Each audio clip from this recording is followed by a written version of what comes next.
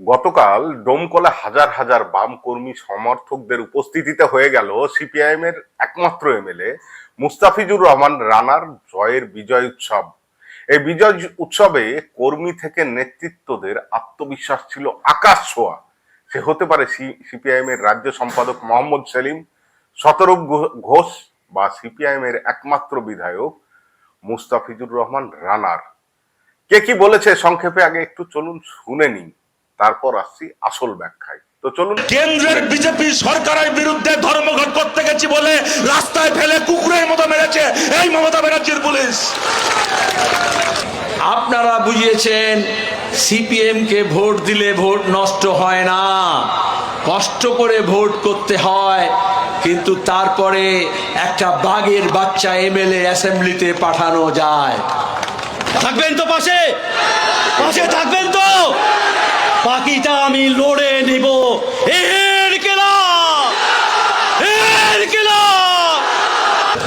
আপনারা দেখছেন ওদের বুলডোজারের রাজত্ব, কথা নেই বার্তা নেই, রাত্রিবেলা চলে গেল লোকের বাড়ি ঘর ভাঙতে। অভিষেক ব্যানার্জি আর চোর ভাইপো মমতা ব্যানার্জির, তার বাড়ি কোন জায়গা বেআইনি তাকে নোটিশ পাঠাচ্ছে। নোটিশ পাঠানো মানে কি?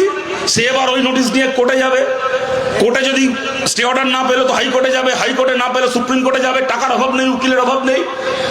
মমতা ব্যানার্জির চোর ভাইপোর বাড়িতে নোটিশ পাঠানো হবে, আর গরিব খেটে খাওয়া মানুষের বাড়িতে বলা নেই কোয়া নেই রাত্রিবেলা বুলডোজার পাঠিয়ে দিয়ে বাড়ি থেকে তার বউ বাচ্চাকে টানতে টানতে বার করে এনে গরিবের বাড়ি ভাঙবে। এই জিনিস পশ্চিমবাংলায় চলতে পারে না।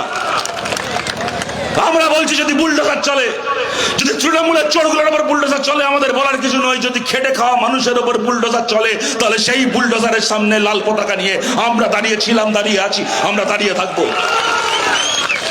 বিধানসভার মধ্যে ক্ষেত মজুরের কথা, দিন মজুরের কথা, হকারের কথা, পরিযায়ী শ্রমিকের কথা, বেকার ছেলে মেয়েদের কথা, ছাত্রদের কথা, শিক্ষকের কথা, শিক্ষার কথা, মহিলাদের কথা, সংখ্যালঘু মানুষের কথা, তপশিলি জাতির কথা, আদিবাসী মানুষের কথা, মতুয়াদের কথা। যাদের ভোট আছে শুধু তা নয়, যাদের ভোট কেটে দেওয়ার উদ্যোগ নিয়েছে তাদেরও কথা কমরেড মফিজুর রানা বলবে বিধানসভার মধ্যে। আর সেই কথার প্রতিধ্বনি হাজারো কণ্ঠে গোটা রাজ্য জুড়ে আমাদের তুলে ধরতে হবে। সে কাজই আমরা করব। এই যে সুশ্রী কুরবানি নিয়ে হঠাৎ করে একদম, কিন্তু কোনো টেনশন করবেন না, আমি বলছি কোনো চিন্তা করবেন না। কিন্তু একটা কথা আমাদেরকে মাথায় রাখতে হবে, পরিস্থিতি অনুযায়ী চলাটা হতো যে মানুষের ধর্ম।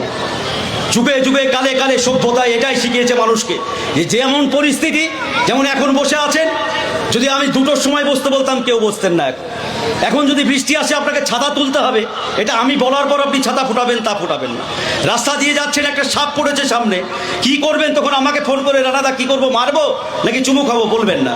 তাহলে পরিস্থিতি একটা পরিবর্তন হয়েছে রাজ্যে, আমাদেরকে সেই অনুযায়ী চলাফেরা সিদ্ধান্ত গ্রহণ করতে হবে। এটা নাগরিক হিসাবে আমাদের দায়িত্ব। একটা কথা আছে বাংলায়, চোর পালালে বুদ্ধি পারে। ওনার একদিন পরে বুদ্ধি হয়েছে, বলছে বিজেপির বিরুদ্ধে লড়তে হবে। এখন বামপন্থী থেকে শুরু করে অতি বামপন্থী সবাই এখন আমাদের সঙ্গে আসো। মমতা ব্যানার্জি বিজেপির বিরুদ্ধে লড়াইয়ের কথা বলছে।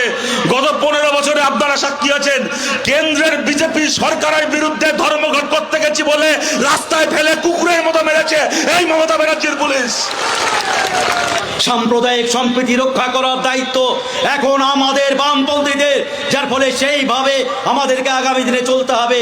আর ডোমকলের উন্নয়নের ক্ষেত্রে যে প্রত্যাশা নিয়ে আপনারা নির্বাচিত করেছেন সিপিআইএমের বিধায়ককে ডোমকলে, আমরা কথা দিচ্ছি আপনাকে যে অন্তত 100তে 120% আমার সাধ্য মতো আমি চেষ্টা করব আনিসুদ্দার ফেলে যাওয়া কাজগুলোকে সামনের দিকে এগিয়ে নিয়ে যাওয়ার। আপনারা শুধু পাশে থাকবেন, থাকবেন তো পাশে পাশে থাকবেন তো? বাকিটা আমি লড়ে নিব।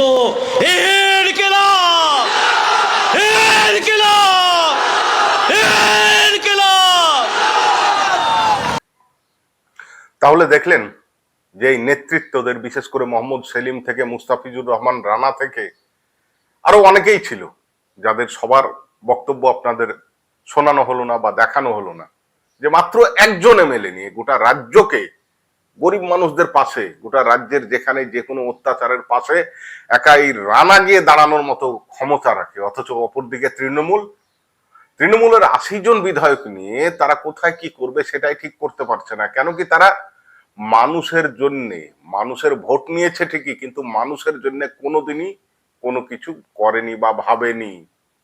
আচ্ছা আপনি বলুন তো, যে এই যে বিভিন্ন স্টেশনগুলোতে যেভাবে গরিব মানুষদের উপর, গরিব মানুষ যে হকাররা আছে তাদের দোকানগুলোকে উইদাউট নোটিশে উচ্ছেদ করা হচ্ছে, তাদের পাশে কেন আজ এই তৃণমূল বলুন বা বিজেপি বলুন দাঁড়াচ্ছে না? বা যেসব গোয়ালারা সারা বছর ঈদের জন্য অপেক্ষা করে থাকে যে তারা যে গরুগুলো পালন করে সেই গরুগুলোকে সঠিক দামে বিক্রির অপেক্ষায়, তারা কি দোষ করেছিল? এই শুভেন্দু বাবু যিনি মুখ্যমন্ত্রী হয়েছেন তিনিই তো কদিন আগেই বলেছিলেন যে কোথাও যদি বুলডোজার চলে তাহলে সবার আগে গিয়ে আমি রুখে দাঁড়াবো।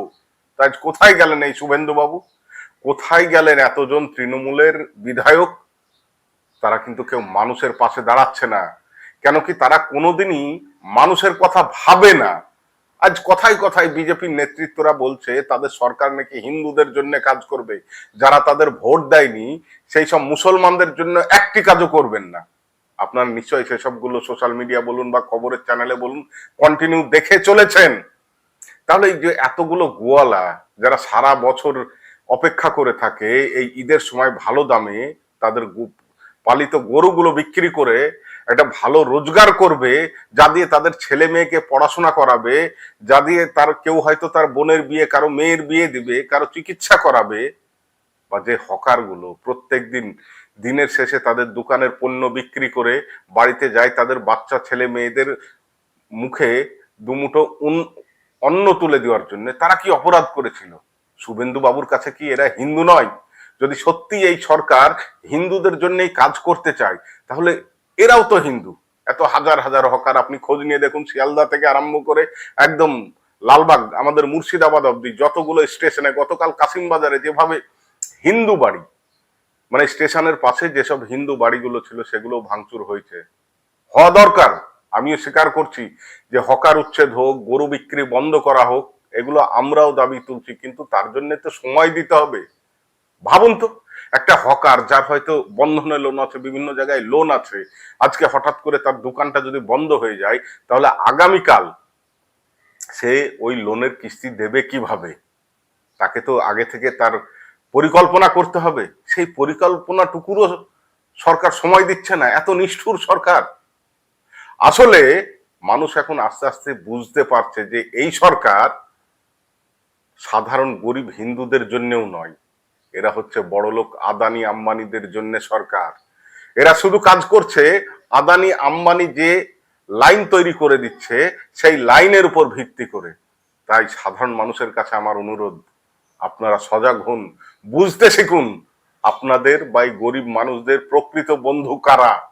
এখনো যদি আপনারা সেটা বুঝতে না পারেন তাহলে আগামী দিনে আরো কিন্তু দুর্দিন আসছে। কার উপর এরা আঘাত থামছে না বলুন? গতকাল সরকার থেকে একটা আইন পাশ হয়ে গেল বা পুরনো আইনকে নতুন করে চালু করা হলো, কি না তো যারা সরকারি কর্মচারী, সে স্কুল শিক্ষক হতে পারে, সরকারের যে কোনো স্তরের কর্মী হতে পারে, তারা নাকি তারা কোনো রাজনৈতিক বক্তব্য আর কোনো মিডিয়া হোক, সোশ্যাল মিডিয়া হোক, টিভিতে হোক, এমনকি পেপারে সেই বিষয়ে কোনো প্রবন্ধও লিখতে পারবে না।